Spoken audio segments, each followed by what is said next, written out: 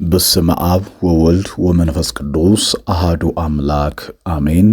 ውድ ኦርቶዶክሳውያን በመላው ዓለም የምትገኙ የቲቶ ሚዲያ ተከታታዮቻችን ሁላችሁም በያላችሁበት ሰዓት አቆጣጠር እንደምን ዋላችሁ፣ እንደምን አደራችሁ፣ እንደምን ከረማችሁ። አሜን። አምላካችን እግዚአብሔር ስሙ የተመሰገነ ይሁን። እናታችን ቅድስተ ቅዱሳን ንጽሕተ ንጹሐን ቅድስት ድንግል ማርያም ስሟ የከበረ የተመሰገነ ይሁን። እንግዲህ የእግዚአብሔር ልጆች ሰሙነ ሕማማትን እነሆ እያሳለፍን እንገኛለን ማለት ነው። እንግዲህ በትናንትናው ዕለት ጸሎተ ሐሙስን ወይንም ደግሞ ዕጽበተ እግር፣ አረንጓዴው ሐሙስ፣ የነጻነት ሐሙስ፣ ምስጢረ ቁርባን የተከናወኑበት እግዚአብሔር ምስጢረ ቁርባንን የመሰረተበት እንዲሁም ደግሞ የጸሎት ሥርዓትን ያስተማረበት ራሱን ዝቅ በማድረግ በትሕትና የሐዋርያትን እግር ያጠበበትን ዕለተ ሐሙስን ተመልክተናል።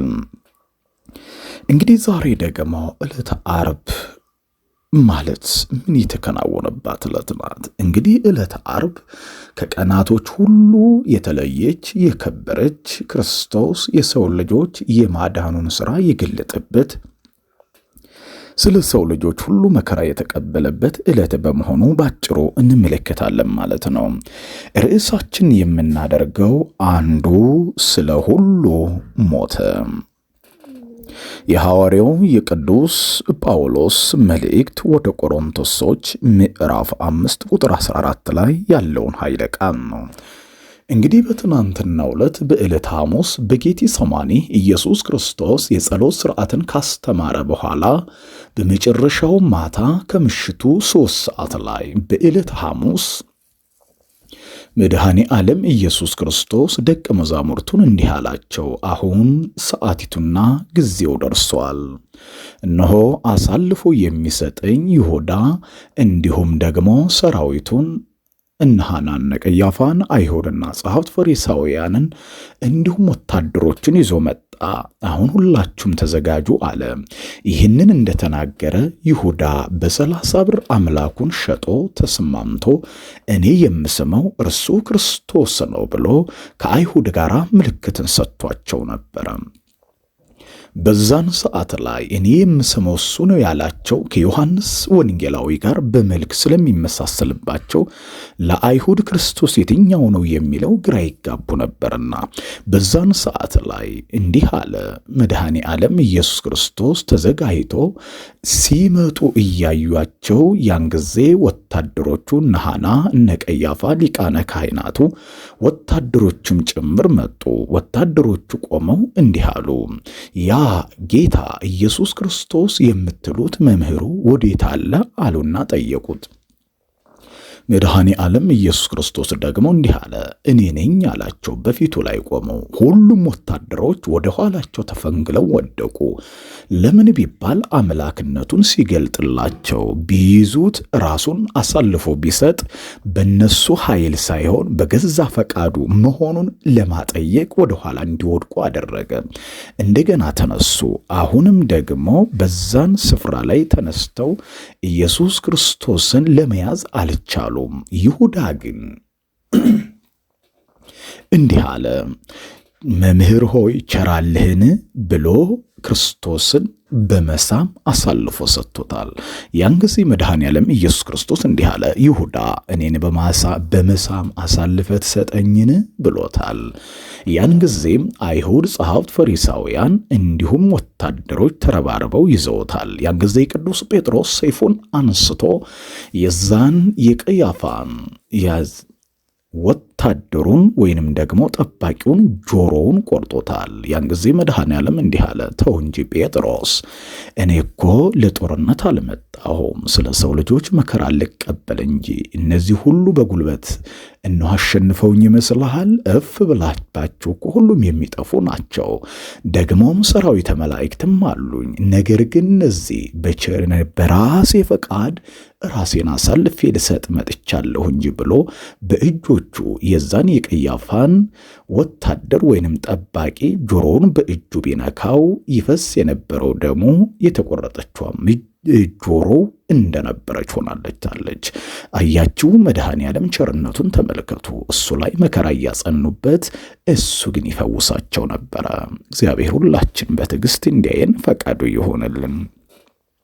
ያን ጊዜ መድኃኔ ዓለም ኢየሱስ ክርስቶስ በዕለት ሐሙስ ከምሽቱ 3 ሰዓት ላይ ይዘው በራሱ ፈቃድ እነሆ እጅና እግሩን አስረው ወደ ቀያፋ ወደ ሐና ቤት ወስደውታል።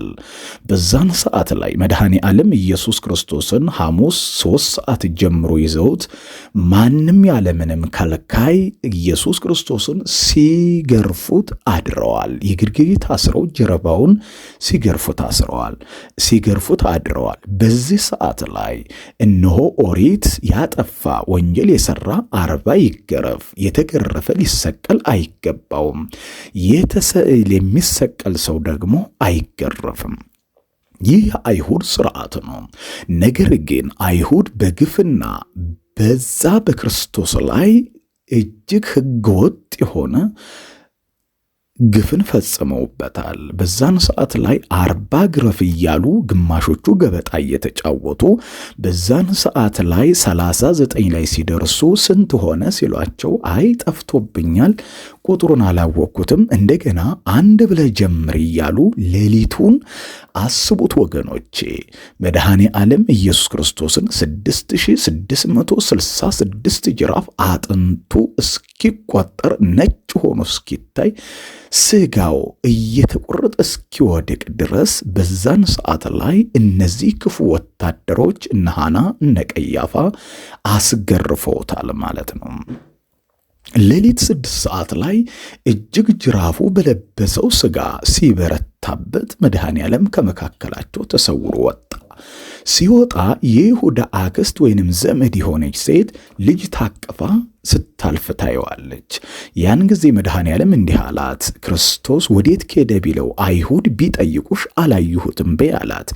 እሱም በለበሰው ስጋ ደክሞት ዛፍ ስር ደገፍ ብሎ ጥቂት ማረፍ ሲፈልግ የይሁዳ ዘመድ ክፋት እነሱ የቤታቸው ነውና የሚገርመው ክርስቶስን ቤት አለፈ እያሉ አይሁድ ሲፈልጉት ያውላችሁ እዛ ዛፉ ስር አረፍ ብሏል ብላ አመለከተቻቸው። ክርስቶስን በዛን ጊዜ ይዘውት መልሰውታል። መድኃኔ ዓለም እንዲህ አለ፣ የዛች የይሁዳን ዘመድ እነሆ እኔ ዳግመኛ እስክመጣ ድረስ ያልኩሽን አልሰማሽምና አሁንም ባልሽበት ከነልጅሽ ድንጋይ ሆነሽ ትቀሪያለሽ። ዳግም እስክመጣ እስክፈርድብሽ ድረስ ድንጋይ ሆነሽ ትቆሚያለሽ ብሎ ፈረደባት። ያን ጊዜ ያቺ ይሁዳ ዘመድ እስካሁን ድረስ እንደ ድንጋይ ቆማ ትገኛለች ማለት ነው። እግዚአብሔር ከእርግማን እንዲሰውረን ፈቃዱ ይሆንልን። ከዚህ በኋላ መድኃኔ ዓለም ኢየሱስ ክርስቶስን ሲገርፉት አድረው ጠዋት ዓርብ ዕለት በ3 ሰዓት ላይ እነ ቀያፋ እነ ሐና ከሳሽ ሆነው ወደ ጲላጦስ አቅርበውታል። በጲላጦስ ፊት እነሆ ክሱ ምን ነበረ ካልን፣ አንደኛ ራሱን አምላክ ያደርጋል፣ ሁለተኛ ሰንበትን አያከብርም፣ ሶስተኛ ለመንግስት ግብር አይከፈልም ይላል።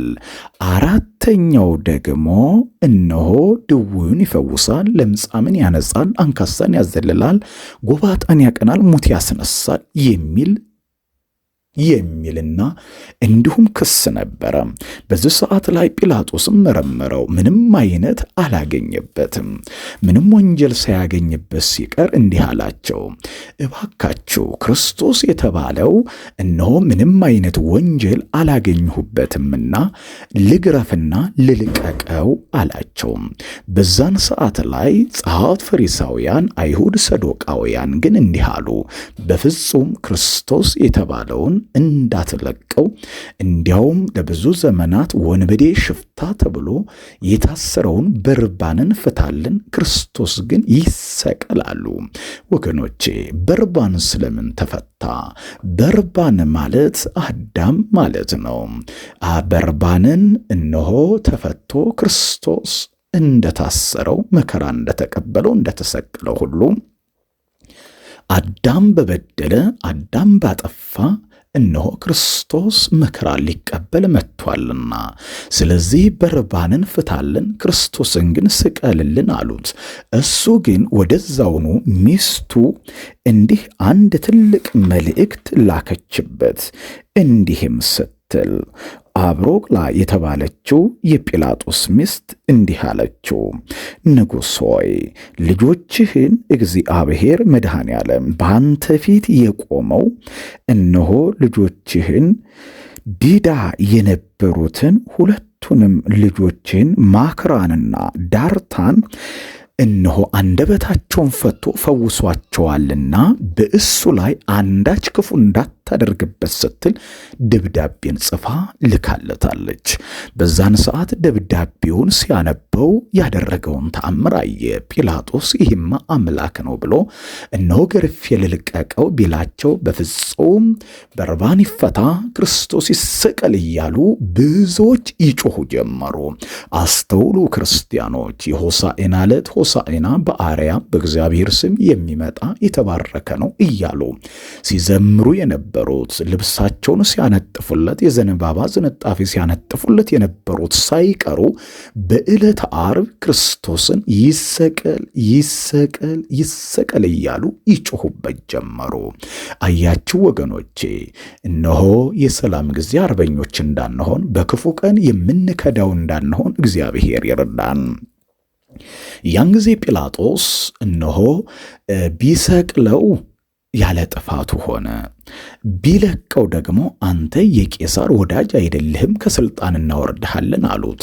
ስለዚህ እንዲህ አለ ጲላጦስ፣ ውሃ አምጡልኝ አለ በኩስኩስት። እጁን ታጠበና ውሃውን ወደ ሕዝቡ ረጭቶ እንዲህ አለ፣ እኔ ከዚህ ንጹሕ ሰው ደም ንጹሕ ነኝ፣ እናንተ እንደወደዳችሁ አድርጉት ብሎ መድኃኔ ዓለምን ክርስቶስን እንዲገርፉት አሳልፎ ሰጥቷቸዋል ማለት ነው።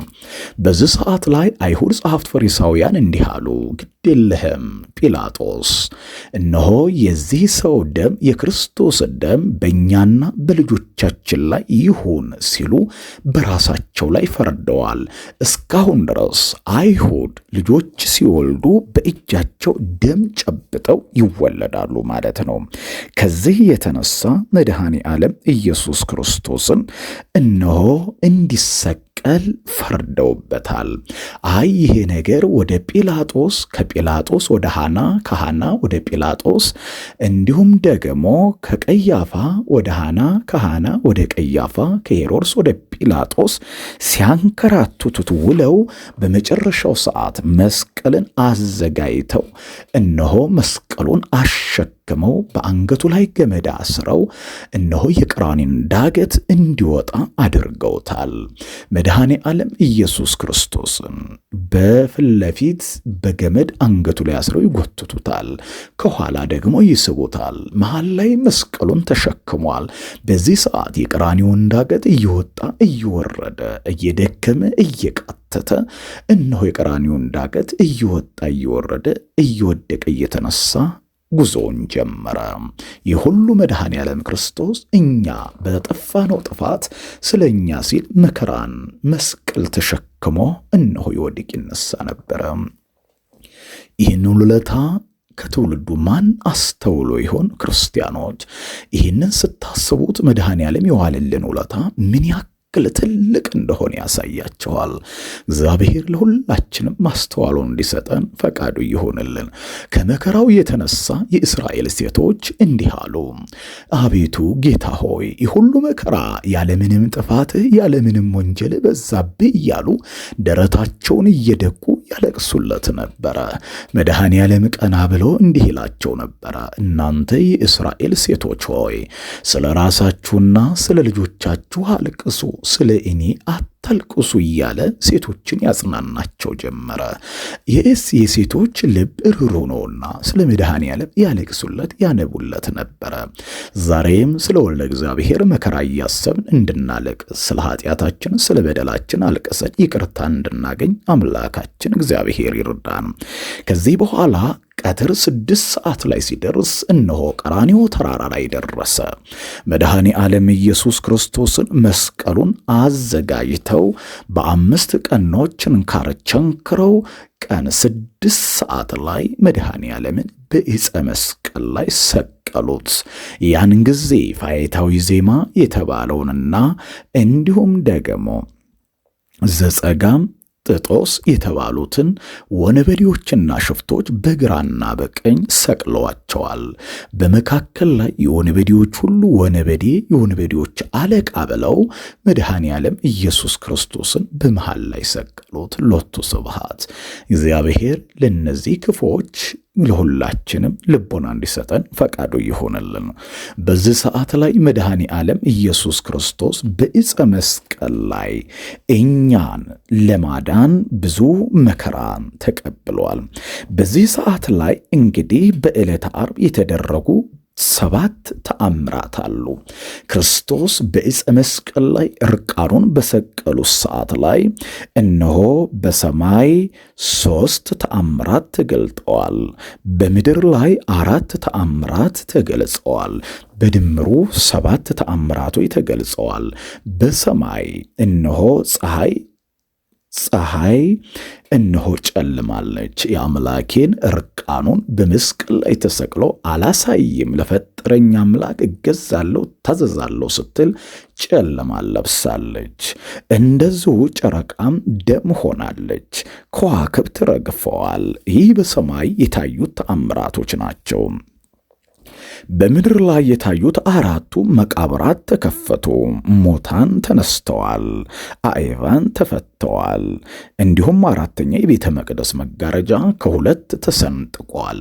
በዚህ ሰዓት እነዚህ 7ቱ ተአምራቶች ሲደረጉ አብዛኛውን ፀሐይ ጨለማ ስትሆን እንዲሁም ጨረቃ ደም ስትለብስ ከዋክብት ሲረግፉ አይሁድ እየተንጫጩ ደንግጠው ግማሾቹ ተበታትነዋል። እግዚአብሔር ጠላታችንን እንዲበታትንልን ቅዱስ ፈቃዱ ይሆንልን። በዚህ ሰዓት ላይ የሚገርመው መድኃኔ ዓለም ኢየሱስ ክርስቶስ እንደዚሁ ደግሞ ብዙ ተአምራቶችን አድርጓል። በዚህ መካከል ላይ መድኃኔ ዓለም 7 አጽርሐ መስቀሎች ይሆ ተባሉትን በመስቀል ላይ ሆኖ የተናገራቸው ታላላቅ ኃይለ ቃሎች አሉ። እነሆ ከነዚህም መካከል ላይ መድኃኔ ዓለም ኢየሱስ ክርስቶስ በመስቀል ላይ ሆኖ የተናገራቸው እኒህ ናቸው። አንደኛ አምላኬ አምላኬ ነጽረኒ ወለምንት አደገኒ። ይህ ማለት ምን ማለት ነው? አባት ሆይ ስለምን ተውከኝ ማለቱ ነው። ይህንን ጊዜ እናንተ ይህንን ሌላ አምላክ ሌላ ጌታ ኑሮ ሳይሆን እናንተም በመከራ ሰዓት፣ በስቃው ሰዓት፣ ፈተናው በበዛባችሁ ሰዓት ላይ ስትጸልዩ እንዲህ ብላችሁ ጸልዩ ሲል መድኃኔ ዓለም ክርስቶስ አባት ሆይ ለምን ተውከኝ ሲል ጸልዋል፣ እኛን አስተምሯል ማለት ነው። ሁለተኛው እንዲህ የሚል ቃልን የተናገረው አቤቱ ጌታ ሆይ የሚያደርጉትን አያውቁምና ይቅር በላቸው ሲል ስለሚገርፉት እንዲሁም መራራ ሐሞትን ስላጠጡት በ5 ቀኖች ችንካር የቸነከሩትን መራራ ሐሞት ያጠጡትን የሸዋ አክሊል ያቀዳጁትን 6666 ጅራፍ የገረፉትን እንዲሁም ጎኑን የወጉትን ስለ እነርሱ እነሆ ምሕረትን ይለምን ነበረ። ምሕረት የሚለምነው አምላክ ሌላ ኑሮ ሳይሆን እናንተም ክፉ በሚያደርጉባችሁ ላይ እነሆ በክፋት እናንተ ላይ መከራውን ስቃውን በሚያጸኑባችሁ ሰው ላይ በቀልን አትበቀሉ፣ ስለነሱ ጸልዩ፣ ስለነሱ በጎ ነገርን አድርጉ፣ በአጸፋው ክፉ ነገርን አትመልሱ ሲል መድኃኔ ዓለም ክርስቶስ እነሆ የሚያደርጉትን አያውቁምና ይቅር በላቸው ሲል እነሆ ትሕትናውንና ለክፉዎች እኛም መለመን መማፀን እንደሚገባ ያስተማረበት የመጽሐፍ ቅዱስ ክፍል ነው። ሦስተኛው እነኋት እናትህ እነሆ ልጅሽ የሚለውን ነው። በዚህ በዮሐንስ ወንጌል ምዕራፍ 19 ቁጥር 26 ላይ ተጽፎ የምናገኘው መድኃኔ ዓለም ኢየሱስ ክርስቶስ በመስቀል ላይ ሆኖ ወደ ግራም ወደ ቀኝም ሲያይ ሁለቱ እመብርሃን ወላዲተ አምላክ ከመስቀሉ ስር ተደፍታ ታለቅሳለች። ዮሐንስ ወንጌላዊ ዓይኖቹን ወደ መስቀሉ አቅንቶ እያለቀሰ አየው። የቆሌጳ ሚስት ማርያም እንዲሁም ሌሎችም ነበሩ። በዛን ሰዓት ላይ እመቤታችንን ሲያያት ሐዘኑ በርትቶባታል። እንዲህ አለ፣ አሁን ከዚህ በኋላ መራር ሐሞት ሲያጠጡኝ፣ ለንጊኖስ በጦር ጎኔን ሲወጋኝ፣ እናቴማ ይህንን ለቅሶ ይህን መከራ አትችለውም ብሎ እንዲህ አለ። ዮሐንስ ሆይ አይዞህ፣ አታልቅስ፣ እንኋት እናትህ ብሎ ዮሐንስን በልጅነት ድንግል ማርያምን በእናትነት እናቱንም እንዲህ አላት፣ እነሆ እናቴ ሆይ ድንግል ማርያም ሆይ አታልቅሽ፣ እነሆ ልጅሽ ከጎንሽ የሚቆም ብሎ አንቺም ከጎን ሁኝለት ሲል እነሆ ዮሐንስና እመቤታችንን በእናትና በልጅነት ዮሐንስም እኛን ኦርቶዶክሳውያን የሰው ልጆች ወክሎ እመቤታችንን በእናትነት ተረክቧል ማለት ነው። ለዚህም ነው እመቤታችን የመስቀል ስር ስጦታችን ናት የምንለው። እመቤታችን በእናትነት ፍቅሯ ዛሬም እንድትጠብቀን ፈቃዷ ይሆንልን።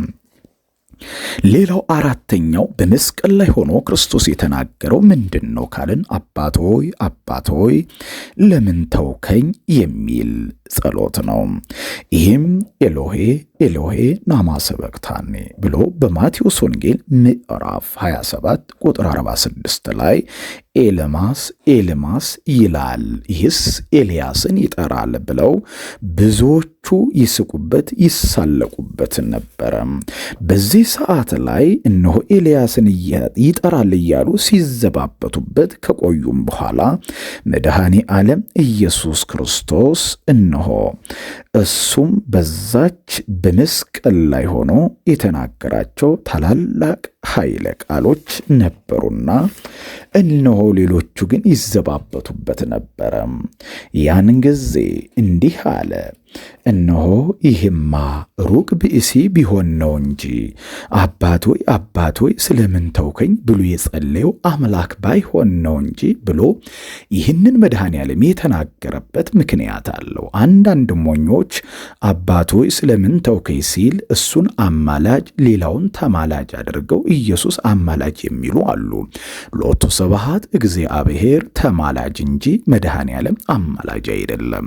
ታዲያ ይህን ቃል ስለምን ተናገረው ካላችሁ እነሆ አባት ሆይ ስለምን ተውከኝ ሲል አንደኛው ለአቅርቦተ ሰይጣን ነው።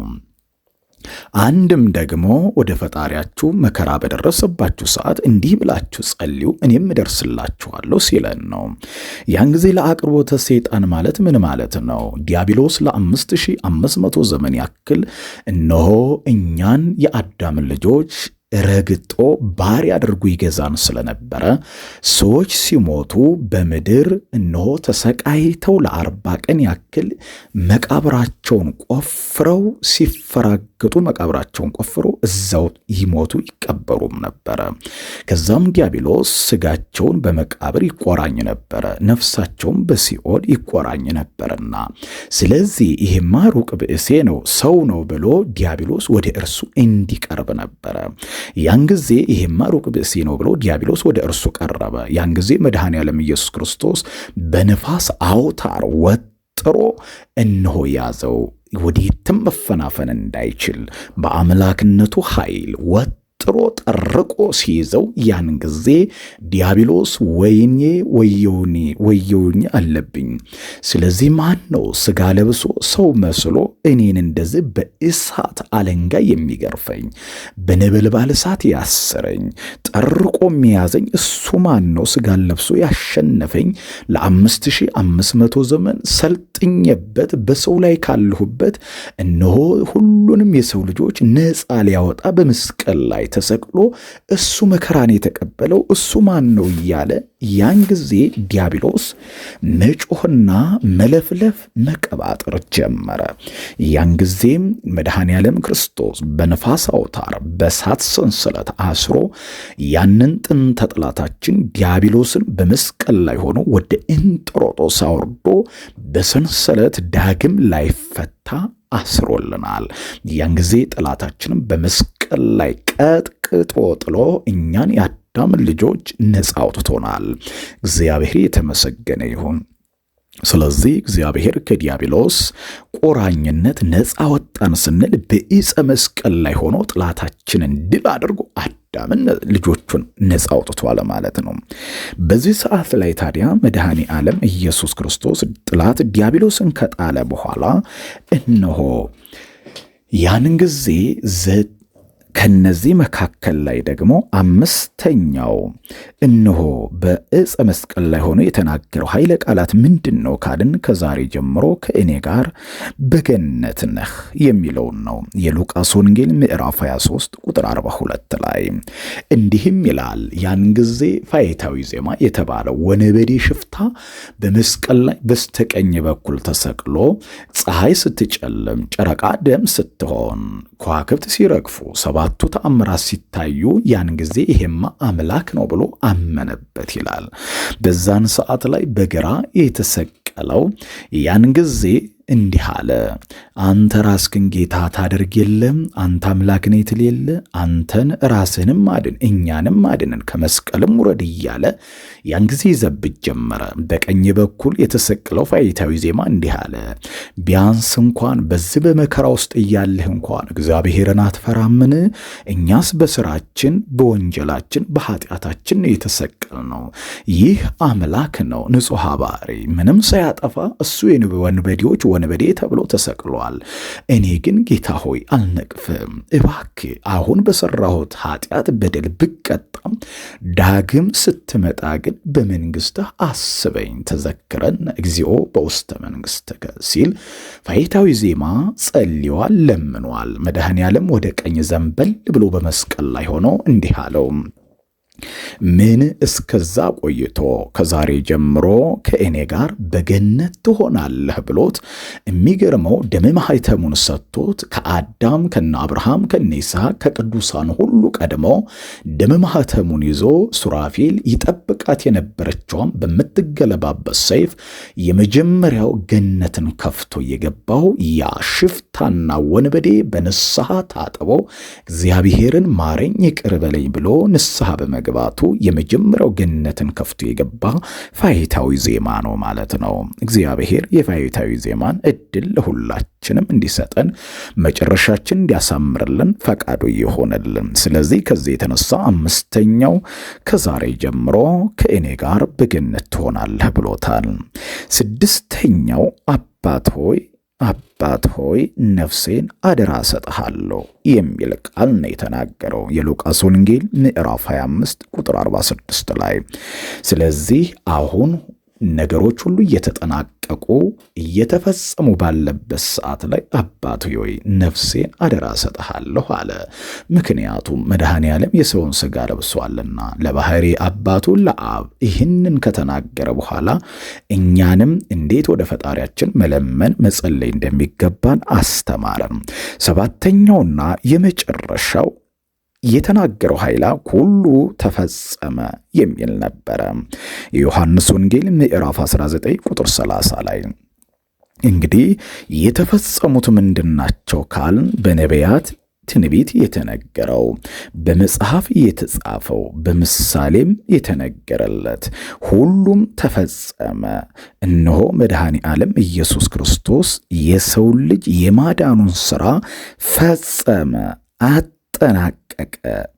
እነሆ በመጨረሻውም ሰዓት ሁሉ ተፈጸመ ብሎ በስተቀኝ በኩል ራሱን ድልስ አድርጎ ቅድስት ነፍሱን ከቅድስት ሥጋው ከቀኑ 9 ሰዓት ላይ ነፍሱን በገዛ ፈቃዱ ለይቷል ማለት ነው።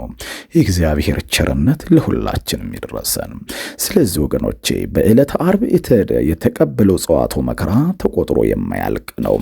ከነዚህ መካከል ላይ አባት ሆይ ነፍሴን አደራ እሰጥሃለሁ ሁሉ ተፈጸመ ብሎ 7ቱን ኃይለ ቃላት ከተናገረ በኋላ 9 ሰዓት ላይ ቅድስት ነፍሱን ከቅድስት ሥጋው ለይቷል ማለት ነው።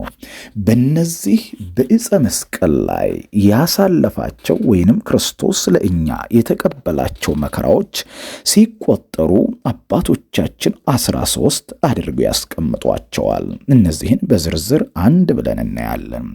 አንደኛ እግርና እጆቹ የታሰሩበት አይሁድ በጭካኔ እግርና እጁን አስረው ገርፈውታልና። ሁለተኛ በአንገቱ ገመድ አስገብተው ከኋላና ከፊት ይጎትቱት ነበረ። አሁን ከፊት ያለው ሲወጥረው ወደ ኋላ ያለው ሲለቀው ወደፊት ድፍት ይላል መድኃኔዓለም። ከፊት ያሉት ሁለቱም ወጥረው ከፊት ያሉት ሲለቁት ደግሞ ወደ ኋላው መስቀል ተሸክሞ ይወድቅ ነበረ። ስለዚህ ሁሉ መከራ የተቀበለው መድኃኔዓለም ስለኔና ስለናንተ ነውና ስለዚህ ምሕረቱን ዛሬም እንዲያደርግልን ፈቃዱ ይሆንልን። ሶስተኛው በምድር ላይ እየወደቀ ይነሳ ነበረ። አራተኛው ይገርፉት፣ ይደፉት፣ ያዳፉትም ነበረ። አምስተኛ በጥፊ ጉንጮቹን በጥፊ ይመቱት ነበረ። ስድስተኛ ርኩስ ምራቃቸውን እነዚያ ርኩስ አይሁድ ምራቃቸውን ተፍተውበታል። ሰባተኛ የአይሁድ በእግራቸው የረገጡበትና እንዲሁም ደግሞ ይደበድቡትም ነበረ። ስምንተኛ የሾህ አክሊል አቀዳይተውታል። ራሱን እንደ መርፌ እንደ ወስፌ በጣጥሰው ስሩን በጣጥሰው የሚገቡ እነዚያን የሾህ አክሊል ተቀዳይቷልና። ዘጠነኛ 5 ቀናዎች ችንካር ቸንክረውታልና። አንደኛው ቀኖች ችንካር በቀኝ እጁ፣ አንደኛው በግራ እጁ፣ አንዱ ደግሞ 2ቱን እግሮቹን፣ አንዱን በደረቱ ላይ 5ቱን ቀኖች ችንካር ቸንክረውታል። 10ኛ መራራ ሐሞትን አጠጥተውታል። ውሃ ጠማኝ ተጠማሁ ቢላቸው ያንን በሰፍነግ መራራ ሐሞት የተቀላቀለበት ከርቤን የተቀላቀለበት ያን ጊዜ መድኃኔዓለምን እነሆ መራራ ሐሞት አጠጥተውታል። እሱም መልሶ እንትፍ ብሎታል። እናንተም በስህተትም በማወቅም ባለማወቅም የሰራችሁትን ኃጢአታችሁን እንትፍ በሉት፣ ንስሐ ገብታችሁ በንስሐ ሳሙና ታጥባችሁ ውልቅ አድርጋችሁ ጣሉት ሲል ሐሞቱንና መራራ ከርቤውን ያንን ተፍቶታል መድኃኔዓለም። 11ኛው በዕፀ መስቀል ላይ ሰቅለውታል። 12ኛ በግፍ 6666 ጅራፍ ገርፈውታል። 13ኛውና የመጨረሻው 105 ጊዜ በዘንግ በዱላ ደብድበውታልና እነዚህን መድኃኔዓለም ኢየሱስ ክርስቶስ ከብዙ በጥቂቱ የተቀበላቸው በዕለተ ዓርብ ጸዋትወ መከራዎች ናቸው። እነዚህን ስለማን መከራን ተቀበለ ስንል ስለኛ ስለ አዳምና ስለ ልጆቹ ወገኖቼ፣ ይችን ዕለተ ዓርብን እንዴት ብለን እናሳልፋት? ይህን መከራውን እያሳለፍን ደረታችን እየደቃን እየሰገድን እየተንበረከክን እያለቀስን እየጾም እየጸልይ ዕለተ ዓርብን ይችን የዋለልን ውለታ እያሰብን እንውላለን ማለት ነው። ስለዚህ እግዚአብሔር ልጆች በዚህ ሰዓት መድኃኔዓለም ኢየሱስ ክርስቶስ መከራ በሚቀበልበት በዚች በዕለተ ዓርብ ቀን የተደሰተውን በመብላት በመጠጣት ያሳለፈውን እንዲሁም ደግሞ ዳንኪራን በመርገጥ በመብላት በመጠጣት በመጨፈር እንዲሁም ዓለማዊ ነገሮችን በማድረግ በሥጋ ፍላጎት ላይ ቢውል ይህ አይሁድ ጸሐፍት ፈሪሳውያን በክርስቶስ ላይ በዕለተ ዓርብ ጸዋትወ መከራ ካበዙበት በላይ እነሆ ዛሬ የምንበድለው ይበዛል ማለት ነው። ስለዚህ እንዲህ ያደረጉትን በእንዲህ አይነት ቀን የማያዝኑትን በዕለተ ዓርብ ያላለቀሱትን፣ ያልጾሙትን፣ ያልሰገዱትን፣ ያልጸለዩትን ያንን ጸዋትወ መከራ እያሰቡ ያላዘኑትን ሁሉ የትንሣኤ ዕለት በፍጹም ሊደሰቱ አይችሉም። ዕጣ ፋንታቸው ጽዋ ተርታቸው ከአይሁድ ጋር ይሆናል ሲል መድኃኔዓለም ኢየሱስ ክርስቶስን ይችን ዕለተ ዓርብን መከራውን እያሰበ ያልጾመ ያልጸለየ ያልሰገደውን እንዲሁም ደግሞ ጸዋትወ መከራውን እያሰበ ስለ ራሱም ኃጢአት ስለ ወልደ እግዚአብሔርም እነሆ እያዘን እየተከዘ ያልዋለውን እነሆ ክርስቲያን ከአይሁድ ጋር ዕጣ ፈንታው ጽዋ ተርታው ይሆናል ሲል መድኃኔ ዓለም በግብረ ሕማማቱ ላይ ተናግሯል ማለት ነው። ስለዚህ እኛም ዕለተ ዓርብን በጾም በጸሎት ግብረ ሕማማቱን በመስማት በመስገድ በመጸለይ በማልቀስ በማንባት እግዚአብሔርን ተማጽነን በዕለተ ትንሣኤ ደግሞ እልል ብለን ደስታውን የምንካፈል ይሆናል ማለት ነው። አለዛ ግን ዕለተ ዓርብን ያላዘነ ሰው የትንሣኤ ዕለት ሊደሰት አይችልምና ስለዚህ ይህንን አውቀን ሁላችንም በንስሐ ያለፈውን ኃጢአታችን ይቅር እንዲለን እግዚአብሔር ስለዋለልን ውለታው እንድናመሰግነው እግዚአብሔር ይርዳን። ይችን ዕለት ባርኮ ቀድሶ በሰላም አድርሶ ለብርሃነ ትንሣኤው በሰላም ያደርሰን። ያስተማረን የመከረን መድኃኔ ዓለም ስሙ የተመሰገነ ይሁን። እንግዲህ ለብርሃነ ትንሣኤው ደግሞ አድርሶን የብርሃነ ትንሣኤውን ሁላችንም እንማማራለን። ስላዳመጣችሁኝ ከልብ አመሰግናለሁ። ወስብሐት ለእግዚአብሔር። ይቆየን።